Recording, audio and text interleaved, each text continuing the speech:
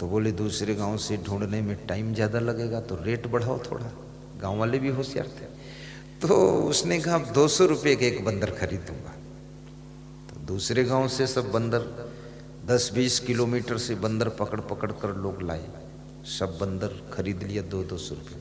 फिर बंदर खत्म हो गए 10-20 किलोमीटर तक, फिर बंदर नहीं मिले। तो बोले कि अब और दूर से बंदर लाओ 50-60 किलोमीटर से। बोले फिर तो बहुत मेहनत है, इतनी दूर जाना आना, तो अपना खर्चा भी होगा, गाड़ी लेकर जाऊंगा, तो रेट बढ़ाओ। तो उसने कहा कि अब हम 500 रुपये का एक बंदर लेंगे, चलो लाओ। तो 50-60 किलोमीटर तक के बंदर सब पकड़ पकड़ ले आए, 500 में बेच गए।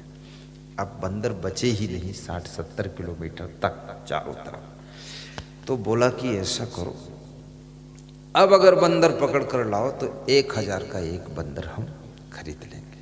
बोले ठीक है। तो बहुत ढूंढे, लोग नहीं मिले बंदर, किसी को एक मुश्किल से मिला, बाकी लोग खाली लौट आए। बोले नुकसान हो गया, पूरा दिन बीत गया, एक भी बंदर नहीं मिला। तो जो उस कंपनी का मालिक था वो भी शाम को आया, बंदरों को खरीदने वाली कंपनी का मालिक, और अपने मैनेजर को भी लाया और मैनेजर से कहा कि अब तू संभाल, मैं थोड़ा ज़रूरी काम चाह रहा हूँ। मैनेजर शाम को वहीं रुका गांव में।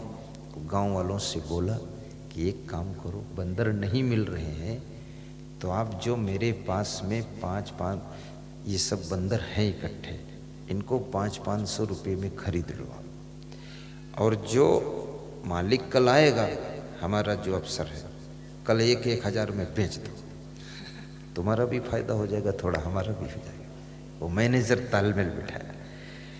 तो सब गांव वालों ने 500-500 के सब बंदर खरीद लिए। अब सबके पास 200-200 बंदर, 300-300 बंदर खरीद के बैठे। और वो जो मैनेजर था वो क्या किया, वो सवेरे 4 बजे उठा और वहां से भाग गया। मैनेजर चला गया। अब ढूंढा, मैनेजर नहीं है और सबके पास 200-200 300-300 बंदर है। अब गांव के लोग इंतजार करते रहे, अब आएगा। न मैनेजर आया, न उसका मालिक आया, कोई नहीं आया। 100-100 रुपये के जो बंदर खरीदे थे वो भी 500 में बेच लिया, 200 वाला भी 500 में बेच लिया। अब गांव वालों के पास इतने बंदर हो गए कि 70 किलोमीटर के सब बंदर उसी गांव में इकट्ठे, उस गांव की पूरी फसलें उजाड़ दिया, सारा सत्यानाश हो गया। तो लोग बोले लोभ में पड़ करके, लालच में पड़ करके ये दशा हुई है, इसलिए अगर पहले से संतोष रहता तो ये बंदर वाले चक्कर में पड़ते ही नहीं।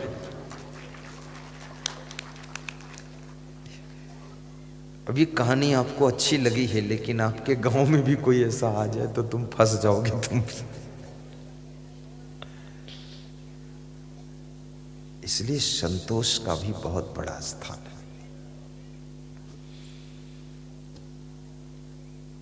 घर में भी संतोष रखो, राजनीति में भी संतोष रखो।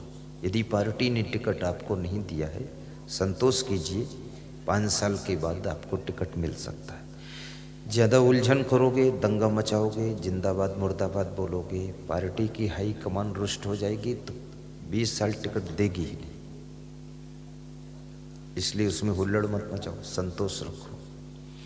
जो इस समय राष्ट्रपति हैं रामनाथ कोविंद जी, बिहार से ये संसद का टिकट मांग रहे थे तो भाजपा पार्टी ने इनको टिकट नहीं दिया था, लेकिन ये संतोष करके बैठ गए, हुल्लड़ नहीं मचाया ना, कुछ अटैक नहीं किया, शांति से बैठ गए, बैठे रहे। फिर उसी भारतीय जनता पार्टी ने इनको ऑफर दिया राष्ट्रपति बनने का। देखो संतोष का फल, सब सांसद उससे नीचे हो गए। राष्ट्रपति जहां बैठता है, प्रधानमंत्री भी उससे नीचे बैठता है। एकदम वो आदमी का भाग्य उठा, संतोष का फल मिला उसे। मनमोहन सिंह ने कभी झंझट किया ही नहीं कि हमको प्रधानमंत्री बनाओ, वो तो चुपचाप रहते थे, संतोष करके बैठे रहते थे, उनका कोई नाम भी नहीं जानता था ज़्यादा। अचानक उनका नाम आ गया, प्रधानमंत्री 10 साल रहे। कितना बड़ा उनको समय मिला। तो ये संतोष बहुत बड़ी चीज है। ये केवल घर में ही नहीं, राजनीति में, आश्रम में भी संतोष करने वाले संत को ज्यादा फायदा होता है। और जो संत बहुत तर्क वितर्क उलझन मचाता है, ऐसा क्यों नहीं हुआ, वो क्यों, अगर मगर तगर, तो गुरु समझ जाता है ये नालायक आदमी है, ठीक नहीं है। अभी अगर मगर तगर कर रहा है, फिर कहीं पावर में आ गया तो फिर पूरा मगरमच्छ हो जाएगा। तो हाँ, तो संतोष सब जगह हमें लाभ देता है। और महिलाओं को तो अपने घर में बहुत संतोष रखना चाहिए और संतुष्ट रहना चाहिए। संतोष और संतुष्ट, ये संतोष और संतुष्ट दोनों समझना। संतोष का मतलब है वो चीज नहीं मिली तो हम संतोष कर लिए, लेकिन संतुष्ट का मतलब है कि हमारे मन में टीस नहीं है, दुख नहीं है, हम संतुष्ट हैं, सेटिस्फाई हैं। संतोष करना एक अलग चीज है और संतुष्ट हो जाना वो बहुत अलग चीज है। तो संतुष्ट रहना चाहिए। कितने घरों की स्त्रियां बहुत असंतुष्ट रहती, वे अपने पति से भी असंतुष्ट हैं, सास और ससुर से भी असंतुष्ट हैं, और घर की दीवालों से भी असंतुष्ट हैं, और कपड़ों से भी असंतुष्ट हैं, और किचन से भी असंतुष्ट हैं, बाथरूम की टोंटी से भी असंतुष्ट उनको बहुत गुस्सा भरा हुआ है।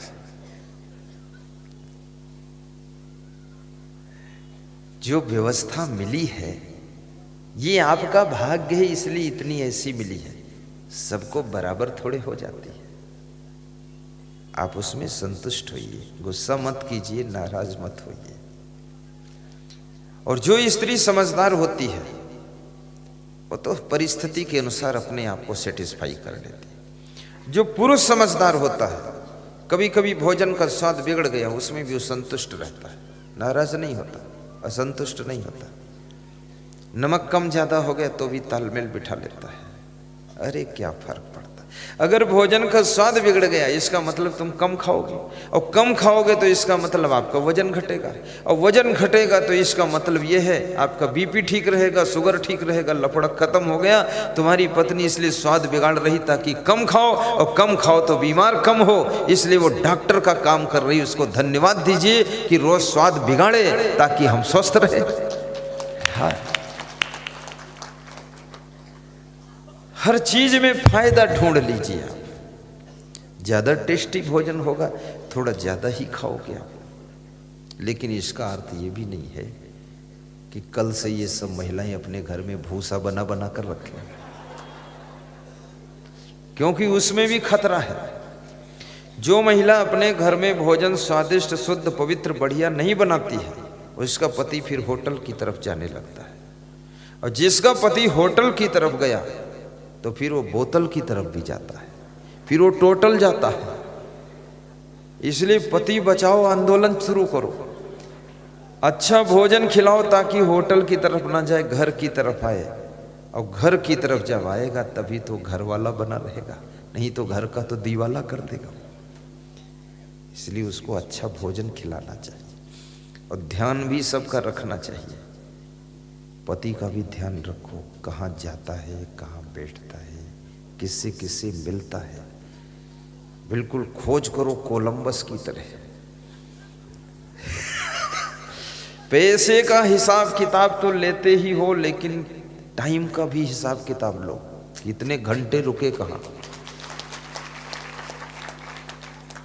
आज पति लोग सोचते होंगे इसीलिए तुमको बुलाया हूं, इनका पावर बढ़ा रहे हो। और जो व्यक्ति अपने टाइम का भी हिसाब किताब दे सकता है, पैसे का भी हिसाब दे सकता है, और सामान का भी हिसाब किताब साफ सुथरा दे सकता है, वो मनुष्य के रूप में महान देवता होता है, नारी के रूप में नारायणी होती है, और नर के रूप में नारायण होता है।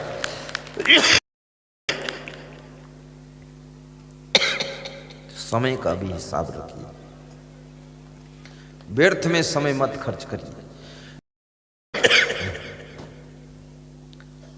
समय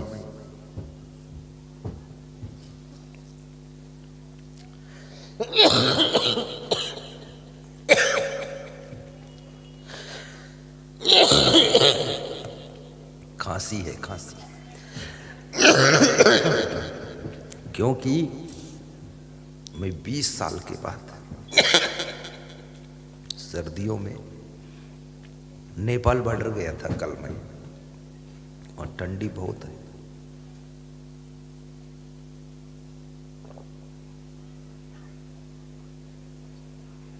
बहुत ठंडी है वहां। इस समय पानी भी बरस रहा। कल मैं अपने गुरु के पास था, उनका दर्शन करने गया।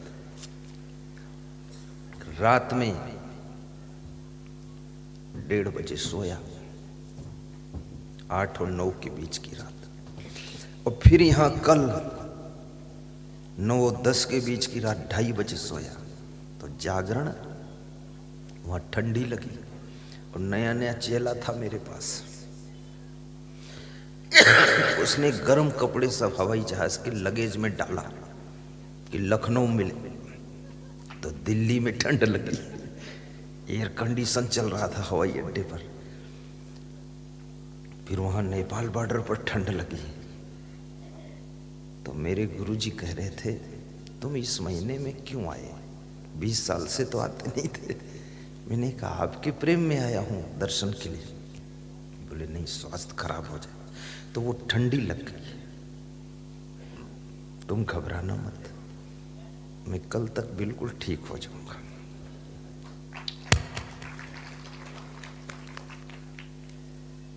बोलिए सदगुरु भगवान की जय। गाइए। कभी राम बन के कभी श्याम बन के चले आना प्रभु जी।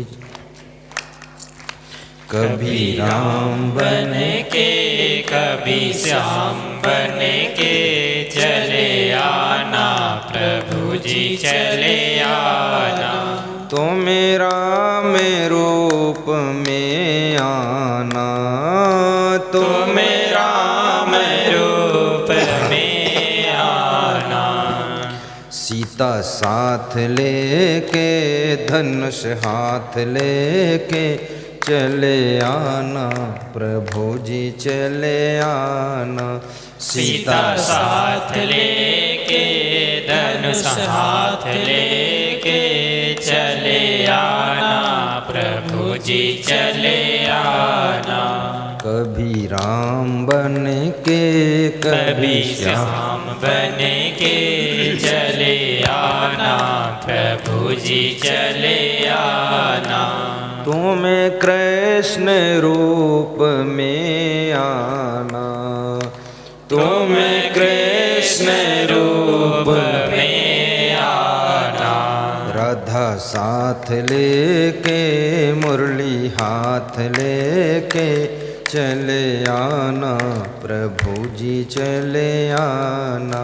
राधा साथ लेके मुरली हाथ लेके चले आना प्रभु जी चले आना।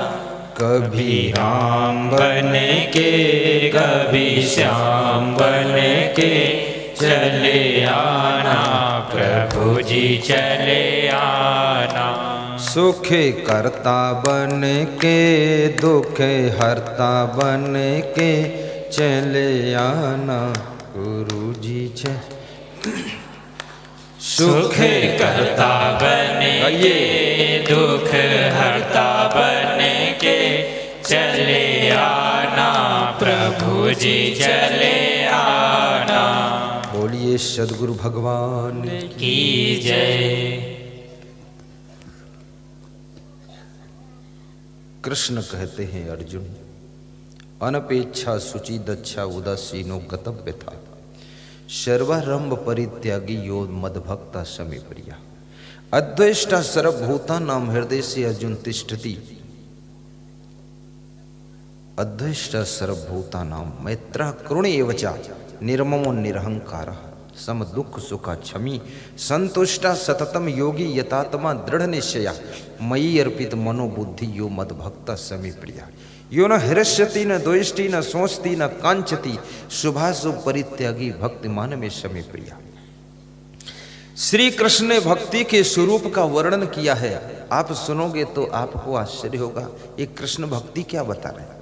कृष्ण कहते हैं भक्त मेरा ध्यान करता है, लेकिन उस भक्त का मैं ध्यान करता हूं जो अद्वेष्टा सर्वभूता नाम, जो समस्त भूत प्राणियों से किसी से द्वेष नहीं करता है, सभी से प्रेम करता है, पशु पक्षियों से भी प्रेम करता है, नर नारियों से भी प्रेम रखता है, जिसके अंदर नफरत का भाव नहीं है, उससे मैं भी प्रेम करता हूं, उससे मैं भी प्रेम करता हूं। यो मद भक्ता समी प्रिया, वह भक्त मुझको बहुत प्रिय है, ऐसा कृष्ण कहते हैं। आपकी भक्ति बढ़े, आपके घर में शांति बढ़े, आपको आत्मा का ज्ञान हो। कल आत्मा और परमात्मा की और भी बातें मैं बताऊंगा। साथ में आपके पास में ऐसी भक्ति बढ़े कि आप अपने घर को अच्छी तरह से चला सकें, आपकी उन्नति हो।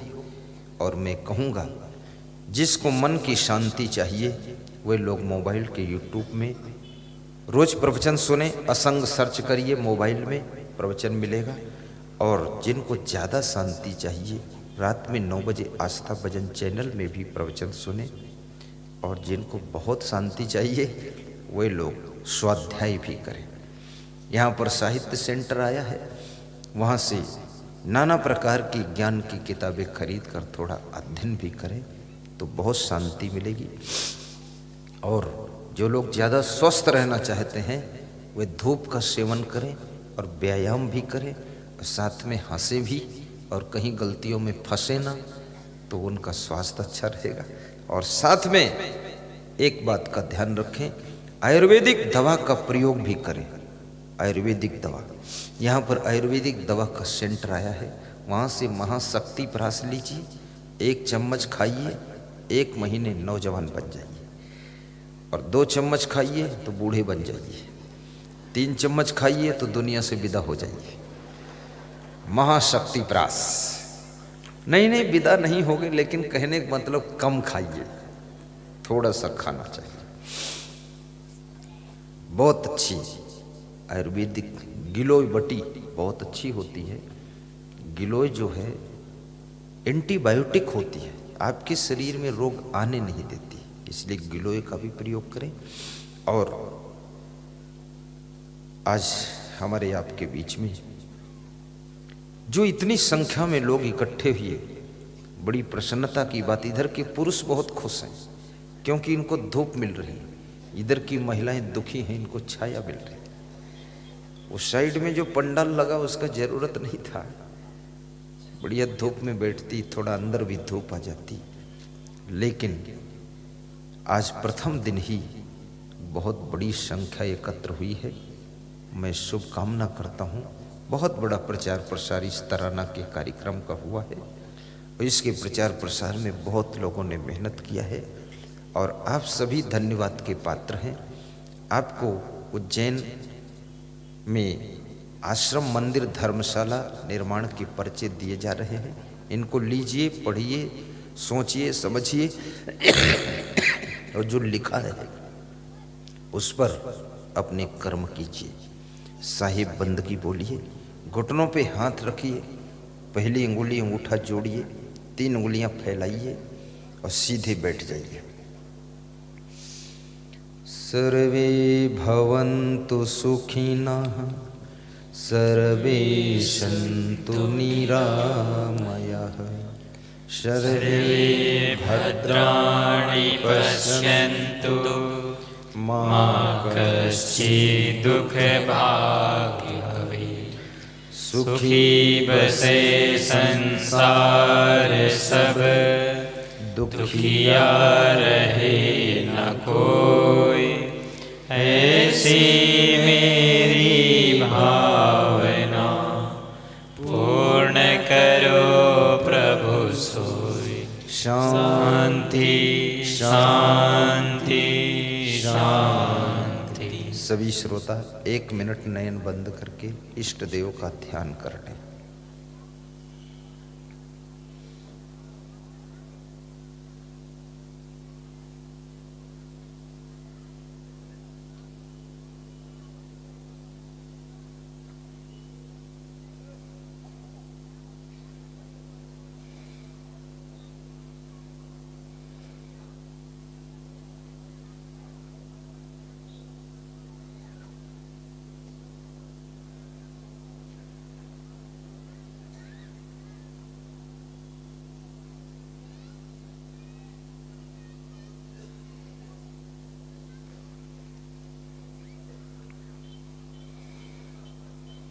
दोनों हाथ स्पर्श करके कोमल अंगुलियां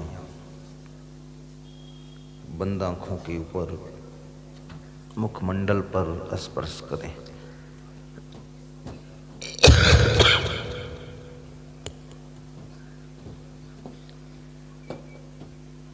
अंजलि बांध कर बोलें साहिब बंदगी।